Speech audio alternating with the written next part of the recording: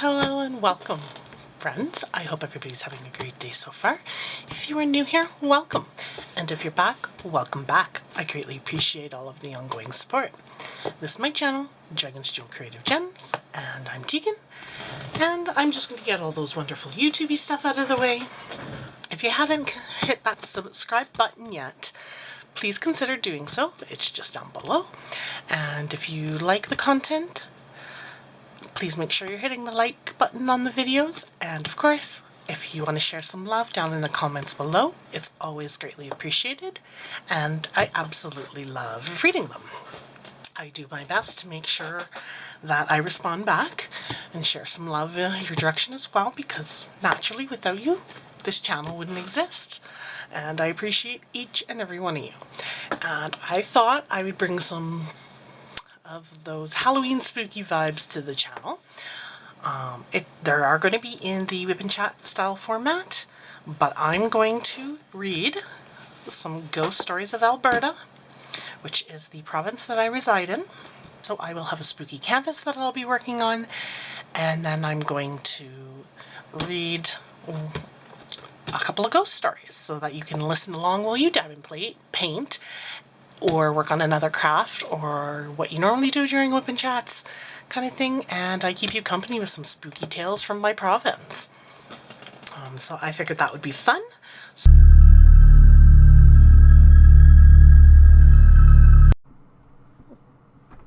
Price paid for checkered past.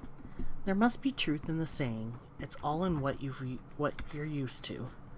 Most people would be badly shaken if they went to work and saw a ghost.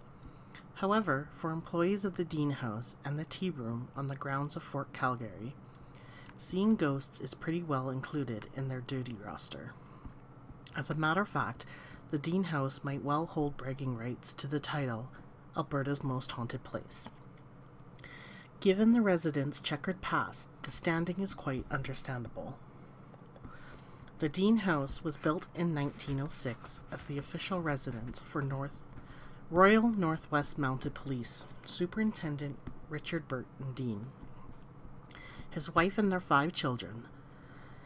Miss Dean died that year, and neither she nor any of her children ever lived in the house. Today, the residence is the only building remaining from what was once a busy garrison. It has been designated as an historic site and is enjoyed by many as both a period museum and a unique stop for a light lunch. But the years since 1906 have not been quiet ones at the Dean House. In 1914, the house was moved to the southeast of its original location. The Grand Trunk Pacific Railway had purchased the building with the intention of using it as the station's master's home. In 1929, the Dean House was moved again, this time to his present site across the Elbow River. The second move was considered an engineering curiosity and was reported on in the magazine Popular Mechanics. More than the location was changed with this move. The new owner, C.L. Jacks, renovated the interior, and the once grand RCMP residence became the Gasp Lodge boarding house. It remained a boarding house for the better part of 4 decades. During those years, the house was the site of an inordinate number of deaths, many of them violent. In the 1920s, a man died after being pushed down the staircase. After that, there were 2 suicides. A prostitute was murdered there. A young woman jumped to her death from one of the Dean home's windows. A man was gunned down on the home's porch, and a man died of natural causes while sitting in the parlor. The most grisly deaths were the strangulation murder of a mother and the suicide of her husband while their children watched. In 1973, the city of Calgary purchased the property, and it was used as an artist and authors cooperative and the studio until 1978, when it received historic resource designation. The building was restored on the first floor to resemble what it would have originally looked like. A section of the main floor has become a delightful tea house, Fittingly, a tea leaf reader is available to do readings for lunch guests. Artez Jackie has worked as a waiter in the tea house for 5 years. He obviously enjoys his job immensely and has won awards recognizing his skill as a waiter. He also well aware of just how haunted the building is. "Oh yes," the quiet-spoken young man confirmed. "I've seen them. I'm not the only one. Most of the staff had experiences. Atez has clearly been exposed to more incidents than anyone else on staff. The tea room is immediately to the left of the front entrance. We often hear laughter from the front foyer. When we check, there's no one there. The study on the opposite side of the entranceway has been redone to reflect how it might have looked as Captain Dean's study. During the years as the Gasp Lodge, a man died of natural causes in that room. The man's image is often visible. He sits comfortably in a chair in the study. The ghost never disturbs anyone. He just sits, smoking his pipe." In keeping with the theme of Dean's study, an antique telephone sits on a secretary-style desk. The phone is only an ornament. It has no inner workings and is not hooked up to any power source. Despite this, the telephone will occasionally ring. Atez smiles as he recalls staff members who were new at the time being startled by the phenomenon. Veteran staff just go about their work, confident in their assumption that the call is no concern of theirs. Spooky going-ons in the Dean house are certainly not limited to noises, Atez explained. "I watched a man walk down the stairs. His image was very solid, but he was cut off at the knees. He was dressed in a black cloak and hat, in a fashion that looked like it was from the late 1920s. I'd estimate his age at 36. He walked down the stairs, through the foyer, past me, and out the front door. He didn't seem to notice me. A glass cabinet that once sat in the parlor has recently had to be removed for safety purposes. On several occasions, for no apparent reason, the glass has flown out and shattered. Because there seemed to be no way to prevent or even predict this dangerous occurrence, the cabinet has been moved from the house. On Friday evenings, the Dean house hosts murder mystery dinners. Local actors stage a murder while interacting with the guests. Once the murder has been committed, it is up to the guests to determine who done it. The evenings are very popular. We ask the guests not to go down to the basement. We explain that none of the clues are there. It's only a staff preparation area. Well, one lady decided not to pay any attention to this and went downstairs anyways. She came back up just bent right out of shape. She told me that some old Indian with long braids had told her she shouldn't be down there, that the area was sacred. She wanted me to go down and tell the guy off. Well, I did go down there, but of course there was no one there. Atez spoke with utter calm of these strange experiences. I had a very positive experience as a child. I saw my grandmother after she died. It was so comforting that I think since then I'd been open to the idea of ghosts. In one instance, though, Atez did flee in terror from the Dean house. The place was closed in the summer of 1990. I was here alone. I heard footsteps coming down the stairs. They were extremely heavy and they really scared me. I was sure something was coming to get me. I dropped what I was doing, turned on the motion detectors, and ran right out into the yard. It took a long time for me to calm down. When I did and went back into the house, the motion detectors hadn't registered anything. Despite his predominantly matter-of-fact outlook, Atez readily admits working there hasn't always been easy. There have been days when it's just been too draining to be here. The odd time I've just had to pack it in and go home. That hasn't happened recently, though, because in April of 1990, the Dean house was exorcised. The psychic who did the exorcism knew everything about the place. It was uncanny, Atez reported. The day after the exorcism proved to be a real challenge for employees at the Dean House. It was unreal. Electrical appliances would start and stop working for no apparent reason. The clocks would read the wrong time. It was so difficult to work that several people went home early. Since then, there have been no more ghosts seen or heard. The exorcism cleaned the stately residence out of all paranormal phenomena, all except one. The attic of the Dean House remains pretty well as it was originally.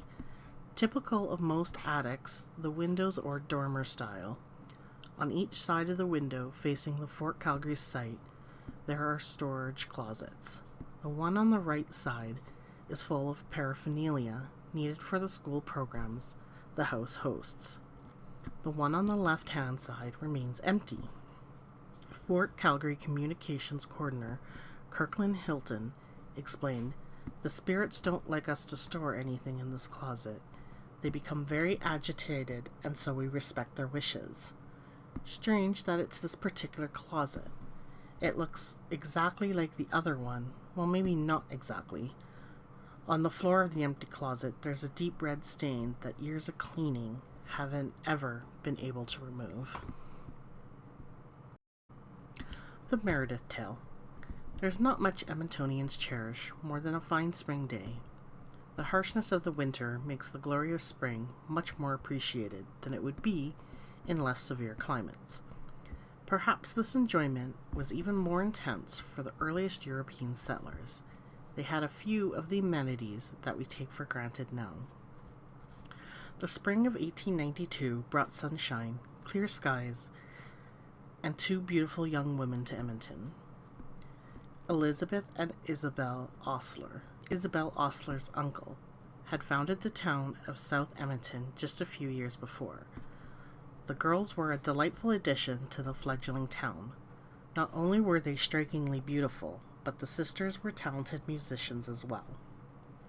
Predictably, in this pioneering community, men outnumbered women by a goodly number, and the sisters' status soon changed from spinsters to wives. Isabel's husband, Arthur Meredith, the scion of a distinguished Toronto family, had come west to seek his fortune. It seems he was successful in this because he was able to build a lovely home on a hill just off what is today Calgary Trail southbound. Isabel and Arthur were blessed with two sons. Their lives seemed to be unfolding as they planned. Sadly, appearances were deceiving. Arthur Meredith died suddenly, without warning and apparently for no cause, almost as if he had stopped living by an act of will, according to Tony Cashman. The young widow took her husband's remains and her two sons and returned to the east. Sister Elizabeth and her family followed shortly. Not one member of the once happy and productive families remained in the area. The Meredith residence stood vacant for a time. Oddly considering the house had been lived in with love and joy, no one seemed very comfortable about going into it or even near it. A young man named Billy Wilkin was charged with the responsibility of looking after the place. Billy heard of a family who had just arrived in the Edmonton area from Michigan. It was early December and bitterly cold. The immigrant family, 24 in all, had brought a load of personal belongings, but no money. Billy Wilkin offered the use of the Meredith place to the destitute immigrants rent-free while they established themselves. Gratefully, they accepted. Surprisingly, a week later, two of the men from the Michigan family arrived at Billy Wilkin's door and announced that they would have to vacate the house. It was haunted, they reported. A practical man, Billy felt this was a matter that only required a little investigation. He and two fellow businessmen, Harry Perry and a grocer named McIntyre, traveled out to the estate that evening. They found the family in a highly distraught state. They were quite clearly a badly frightened lot. Tony quotes Billy Wilkin as saying, "Exactly at 9 o'clock there came the most terrific rap on the back door. It sounded as if a drunken man was trying to get in. The three of us immediately rushed to the door. We opened it but found no sign of anyone. There was a full moon with 6 inches of snow on the ground, and it was almost as light as day. McIntyre stayed in the door while Perry went around to the one side of the house and I to the other. Meeting again at the back door, there was no sign of anyone and no tracks in the snow. We went back into the house, feeling rather mystified, but thought possibly some joker might be monkeying around. Not long after that, the investigators heard someone walking on the floor of the attic above. It was so clear that you could trace it. It seemed to be about 2 feet from the wall. It was impossible for anyone to walk there because the house had a cottage roof, and at the point it was only 3 feet high. The trio decided the attic would have to be searched. As soon as they opened the trap door, the sound stopped immediately. Armed with lanterns, the 3 men stayed in the attic as long as they could, waiting for the sounds to reoccur. Approximately half an hour lapsed, and nothing had happened. The men were half frozen by then, and they climbed back down. In a few minutes, the noises started up again. Thinking that rodents might be the cause of the commotion, the men spread flour across the attic floor. The noises started again, and as soon as they climbed back up, hoping to find tracks through the flour, the men went into the frigid attic for a third time. The flour lay untouched. By 7 o'clock the following morning, the men left mystified. The family from Michigan gamely tried to stay on in their free accommodation, but fled a few nights later during a blizzard. They had decided that paying rent for a house with fewer attributes was preferable to staying where the Merediths had once lived. Many tenants followed, but none stayed. All had similar frightening experiences. The old house stood empty till 1910, when Mr. and Mrs. Harry Sandeman temporarily took possession of the place. The couple had just arrived from England. They agreed that there certainly were some unusual sounds, but they were not bothered by them. In England, sharing your home with a ghost was not considered reason to panic. It was not even seen as undesirable. The Sandmans were the last people to live in the house. Then it sat empty, and over the years that followed, fell into disrepair. The Meredith homestead had once been a scene of laughter, love, and happiness, eventually fell victim to progress and was torn down. Today, a rental townhouse project, Huntington Hill, sits on the same site. Departed husband visits. One beautiful spring day, I was hanging laundry out on the line and watching my neighbor, Mary Worsterick, tending to her annual vegetable garden. Although we don't know each other well, Mary's garden has become a standard family topic in our house of non-gardeners. Consistently, the lady produces corn, zucchinis, carrots, and all manner of other fresh vegetables of virtually prize-winning size and abundance. Steroids, we would joke, as year after year we watch this incredible green thumb turn out bumper crops. On this particular day, Mary made a strange comment to me. "My husband's around again." What seemed odd was that I thought I remembered her telling me some time ago that she'd been a widow for a number of years. "What do you mean?" I asked. "It happens every year when I put in my garden," Mary replied, indicating a large area of newly planted vegetables. "He and my mother both come around and watch me. This used to be my mother's house. She always had a garden and she loved it. After Bill and I moved here, we kept it up. Bill really enjoyed it. Now they're both gone, but they still come around every spring. What makes you say that? I asked. I can feel them for one thing, but that's not all. Every year I plan out my garden. I decide that one vegetable would be best here, or that I'll have more or fewer rows of another kind. It's all clear in my head when I start. But by the time I've finished, I've done the garden exactly the way we always did when Mom and Bill were alive. Does this only happen when you're gardening? I wondered. She explained that her husband actually visits her fairly frequently. How can you be sure it's him? I persisted. Well, for one thing, Bill was always a terrible tease. Take these shoes, for instance. Mary held up a pair of perfectly ordinary-looking white sneakers. I washed these last night and put them out on the back steps to dry. One of them is completely dry and the other is still soaking wet. That's the sort of prank Bill would just love to pull. Bill's last gift to Mary was a pair of earrings. They weren't particularly expensive ones, but I had treasured them. They were on my dresser when I went to bed one night, and in the morning they were gone. I vacuumed the house completely and emptied the vacuum bag looking for them. They weren't there. All of my kids came over to help look. We searched the whole house and even vacuumed again, but we didn't turn them up. So I gave them up for lost. And about 6 months later, they were on my dresser exactly where they had been when I'd last seen them. I know they couldn't have been there all along. Bill had them, I'm sure.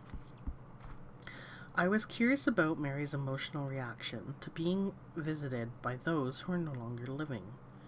Oh no, they didn't frighten me. I feel good knowing they're around looking after me.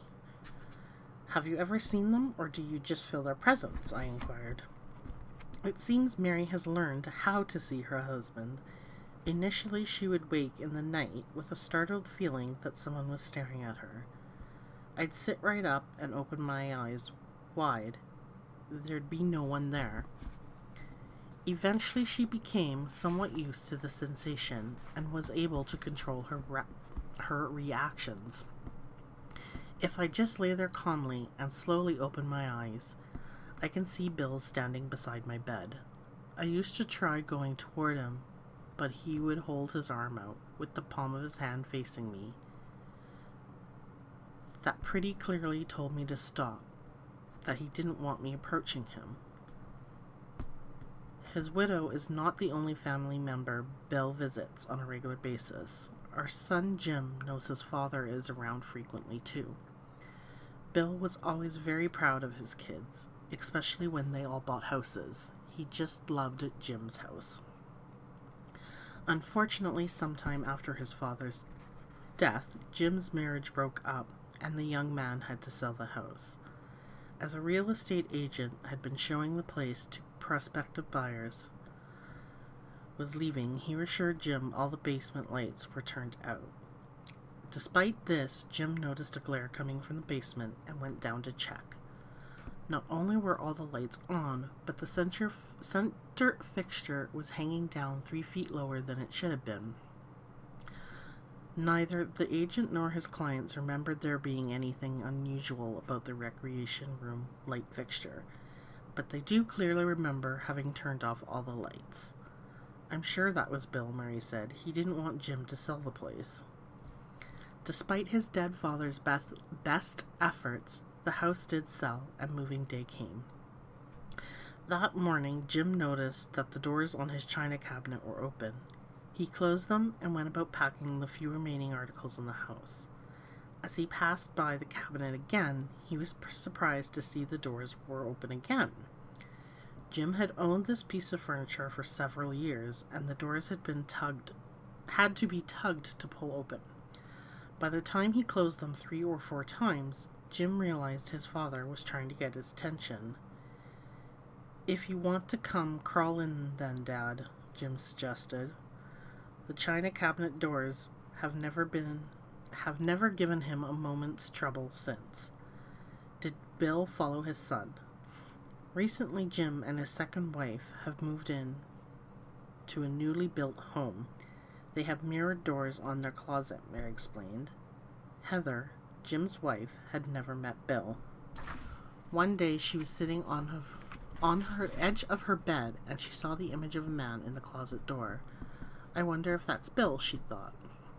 When Jim got home that night, Heather told him about the experience and described the man she'd seen in the mirror. Sure enough, it was Bill. Did he ride to Jim's new residence in the china cabinet? One can only guess, but certainly the dead man's presence cannot be denied. Poltergeist prompts people to pay. In 1987, the Talbot family purchased a small 2-bedroom bungalow in Edmonton's Parkview district. The neighborhood was an established one. Most of the houses were about 35 years old at the time. Ian Talbot was especially pleased when the deal on the little house was finalized. For some reason, he wanted the house desperately and anticipated living there happily for years to come. Shortly after they moved in, Ian was taking a bath and he heard voices from the adjoining room. The house was new to us, and so I just let it go. I really didn't give it much thought, he explained. When a week later he had the same experience, his curiosity was admittedly piqued. Shortly after that second occurrence, both Ian and his wife shared a bizarre experience. We were in bed at night, and out of the blue, the quilt flew off the bed, he remembered. At this point, they began to search the house carefully for clues. They did not mention anything of the concerns to their daughters, whose bedroom was in the basement. Typical of most parents, the Talbots did not want to worry the young woman, especially after she periodically complained of the lights in her bedroom flickering. The only trace of her former occupant they ever turned up was from some literature about the building's original furnace and water heater. These had apparently been bought many years ago by a Mr. Wilson. From then on, my wife and I referred to the ghost as Mr. Wilson. The funny thing was, though, we were both under the impression that the presence was actually a child. It was so playful. Nothing bad ever happened. Ian concedes, though, that they could have been wrong about the spirit being a child because the voice they heard was always the same, that of an adult male. During the 4 years the family lived in the house, Mr. Wilson rarely let them forget his existence. When guests were leaving one evening, the streetlights in front of the Talbots' home inexplicably flickered for a prolonged period. Causing lights to flicker was one of Mr. Wilson's favorite attention-getters. We went through a couple of weeks when the clock radio would come on at midnight. It certainly wasn't set for that time. One year, we were planning a skiing vacation in Whitefish when we needed to refer to the brochures we collected about the area. They were not where we'd left them. We finally gave up looking and just blamed Mr. Wilson. I suspect we were right because all the brochures turned up again a few days later. They were in a drawer on top of some socks. Ian was still extraordinarily fond of the house and had no intention of moving. He referred to the ghost's pranks as silly little things. He was a bit alarmed, though, when another daughter, an RCMP constable, came for a visit. She slept in the back bedroom and reported hearing footsteps, followed by a door slamming, when there was no one else in the house. If the ghost was actually Mr. Wilson, the man from the past had a fascination with today's electronic appliances. He liked to play with our VCR, Ian remembered. It would come on in the middle of the night. At other times, the clock would flash 12, on and off, like it does if the machine has been unplugged. It hadn't been unplugged because there had been no one home to unplug it. And there hadn't been a power failure because all the rest of the clocks were running on time. An opportunity came up for the family to move to the country. They seized the chance and moved out of their haunted Parkview bungalow in 1991. Oddly, they sold the house for more than the asking price. That was strange enough, but the Talbots had paid more than the asking price when they bought it, which made it a double real estate oddity. On moving day, as I left the empty house, my last words were, "Goodbye, Mr. Wilson." Ian Talbot does not keep in touch with the new owners, but he has no reason to believe that they too do not hear voices while they're soaking in the little home's bathtub. Is stately residence home to a ghost? Many haunted places have unusual histories. The truth of this could lead one to ask the questions, which is cause and which is effect? Are these places haunted because of all that has gone on in them over the years, or is all the unusual activity a result of a ghostly presence? The Cost House in Calgary certainly fits into this which came first dilemma. The home, a 28-room mansion, is located in the Mount Royal section of Calgary, a neighborhood that historian Jack Peach describes as mansion-rich. Eugene Cost, the original owner and resident, built the house in 1913 with profits from the natural gas exploration. Cost and his wife lived in the mansion for 9 years and then returned to their native Quebec. As the Costs were childless, one would have to suppose they enjoyed their privacy. The home has 10-foot ceilings, a conservatory, reception areas of baronial proportions, a sweeping main staircase, many stone-rimmed French windows, 13 gas-burning fireplaces, a regal portico over the main entrance, and 2.5 acres of exquisite landscaping. When the Costs left Calgary, they offered the mansion to the city, but as both the property and the tax assessment it carried were enormous, the city fathers turned down Eugene Cost's generous offer. Clearly, money was not an obstacle with the Costs because they moved away without selling the valuable property. It stood empty for years, and the unpaid taxes accumulated against it. By the 1930s, the city of Calgary had, thanks to back taxes, what they turned down a few years before. The next tenants in the rambling home were the art and dressmaking departments of the Provincial Institute of Technology and Art. This group, the forerunner to the Allied Arts Centre, happily occupied and fully utilized the mansion from 1946 to 1959. Calgary historian Peach reported, "The fine old place was filled with the noises of theatrical groups, weaver looms, potter wheels, metal worker hammers, and earnestly practicing instrumentalists and singers. A gentleman named Archie Key was the Institute's director. He lived at the house and was kept from being lonely by one Dr. Carmichael, house ghost. How or why did Dr. Carmichael resided there is undetermined. It was apparently remembered by some that the Costs left an attendant in the house when they moved back east. Those people presume that this is the apparition that Archie saw so frequently. Others used the standard Alberta ghost theory that the house had been built on an ancient Indian burial ground. How the latter would account for a ghost of European descent raises more questions than answers. Despite his unknown origin, Dr. Carmichael was frequently seen drifting through darkened rooms, hallways, and on central staircase, according to Jack Peach. After chats with Archie about the ghost, Jack reported that the present alternately frightened and then confronted Archie. In 1959, the Allied Arts Centre moved out of the Cost House. Although ownership of the property changed in the next few years, the place remained empty until it was purchased by Robert and Mary Lamond. Bob Lamond reported that he bought it for a song and has since resorted restored the place to its original grandeur. The Lamons and their 2 children enjoy living in the enormous home, perhaps especially so because Dr.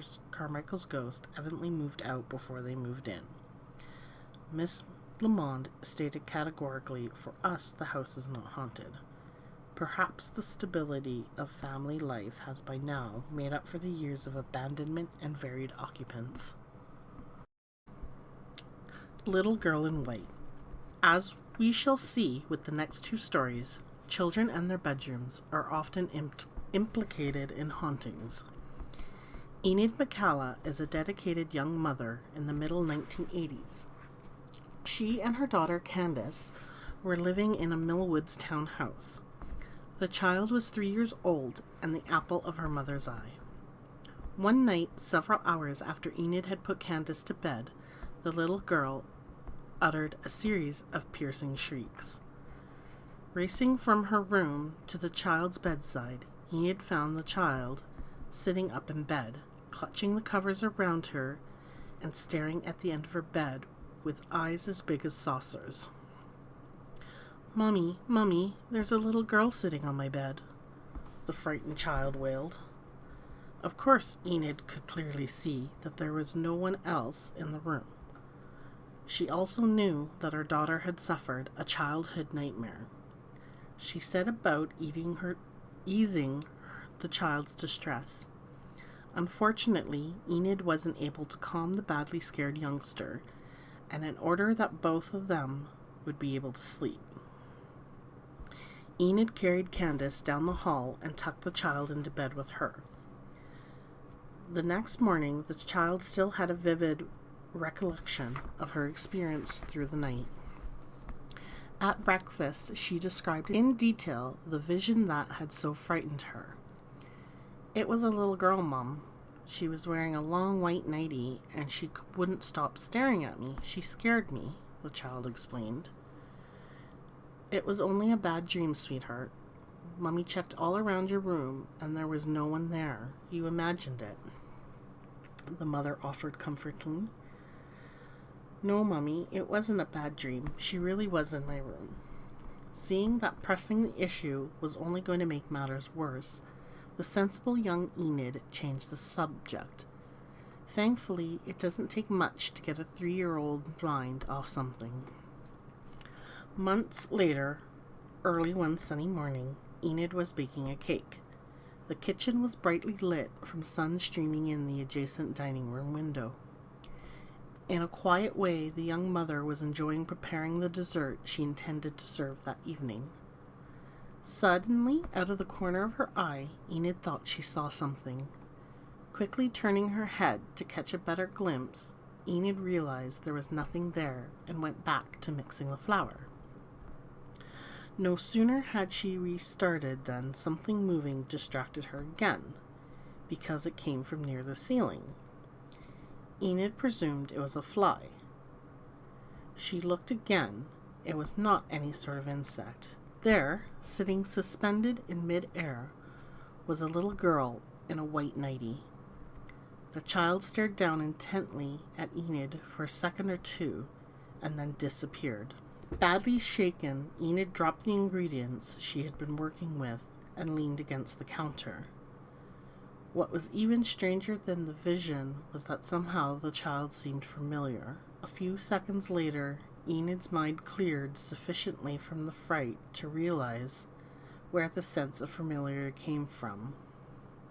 This must have been the little girl who'd been sitting on Candace's bed those many weeks ago. The little visitor must only have been curious about Enid and Candace, because her presence was never felt again. Replica is also haunted. Calgary's Heritage Park is a living museum, so it really isn't surprising that so many of its buildings are haunted. Sandstone House, however, is somewhat of a puzzle. Park employee Diane Schroeder explained that the house is a reconstruction, not an original dwelling. It was built with materials from other houses to replicate a sandstone house of that era. Despite its lack of intact history, the charming bungalow is haunted. Rocking chairs rock while no one's sitting in them, and visitors frequently comment to the park entrepreneurs that there's a lady in one of the bedrooms changing a baby's diaper. The first few times they heard this, the news was of concern to park staff, and they went immediately to check it out. There was never anyone there. Now when the entrepreneurs hear about the lady with the baby, they just nod knowingly. Many of them have even seen her, and the motherly apparition is accepted as being part of the house. It is anyone's guess which of the 3 original buildings used to construct the sandstone house was home to the mother and child during their lifetimes.